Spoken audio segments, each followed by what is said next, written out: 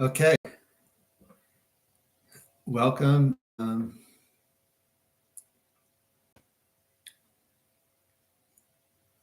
Yikam Damena. We're going live today on Thursday, February 20th. And we're in the Pearlman Torah chronology series on how it aligns with the Persian Empire. Many from the end of Holy Temple 1, King David, on King David's Temple Mount, and until Alexander is what we pretty much focus on. Although we do cover until Hillel, for first Adam and creation week until Hillel.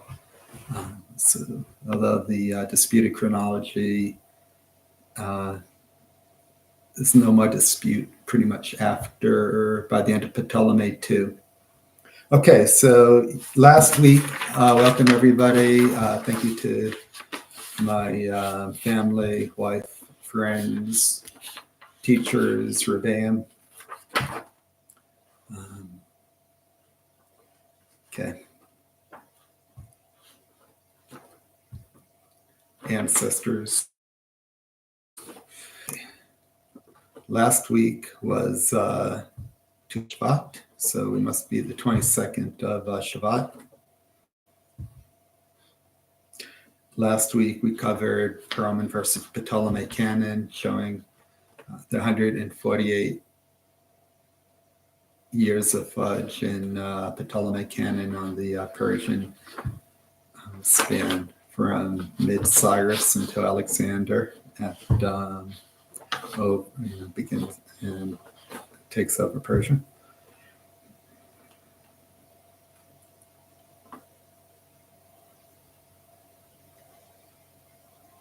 Okay, this week we want to say a few words on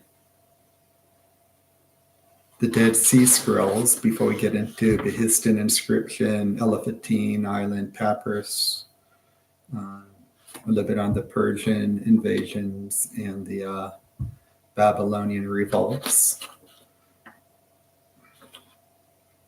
And then in episode 3, we're going to get into 10 historic eclipses and the different, more detail on the different historians, Xenophon, Herodotus, Ctesias, Thucydides, Plutarch, Josephus, and Olympiad data. And in 2 weeks, we'll be getting into the scroll Icarus, the letter of Esther, Megillus Esther.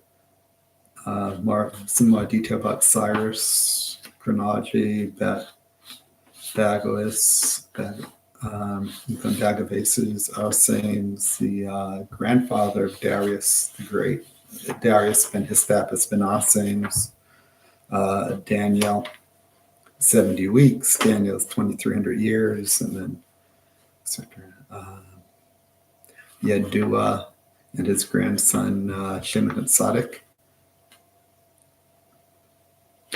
who are there during the transition from Persia to Greece domination.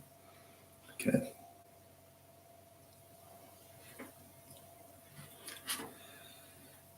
Okay, Behistun Inscription. I'm in the chat. I believe I included a link for the Pearlman versus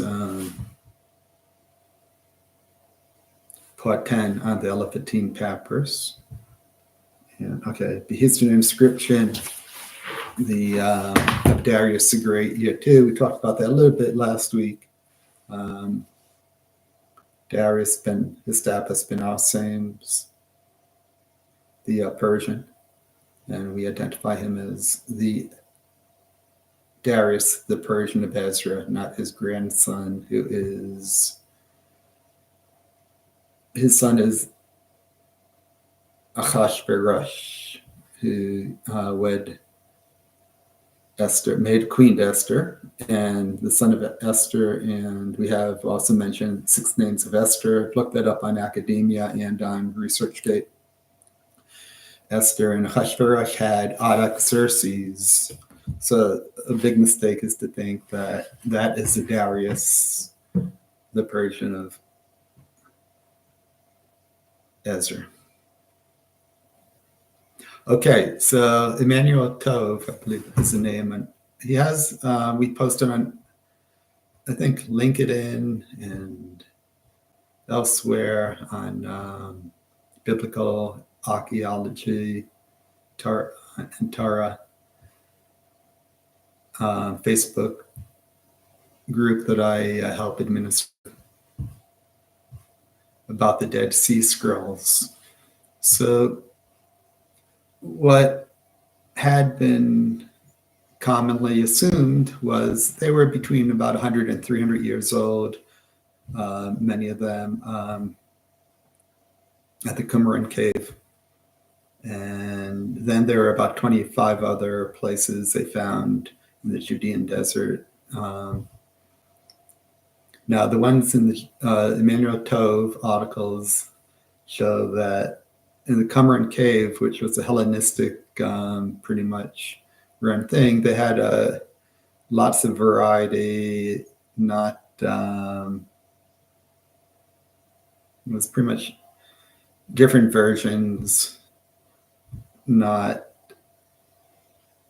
conforming to the strict don't add, don't subtract, the penalty of death to the Torah that we had, the scribal code that we had adhered to in the Masoretic code. And the ones that were not from the Qumran cave were pretty much confirmed what we're using 1,000 years later, 1,000 years ago, all over the world, that we still are using today without change, any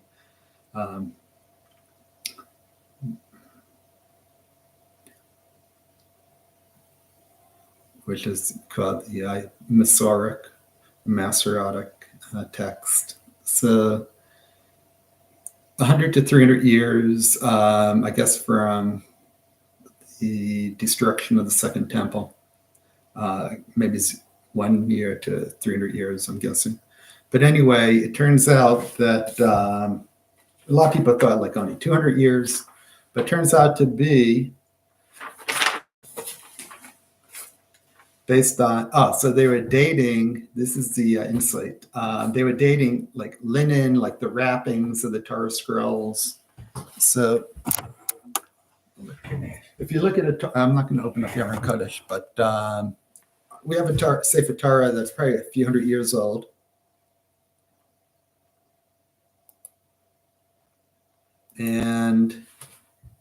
But the coverings, it came with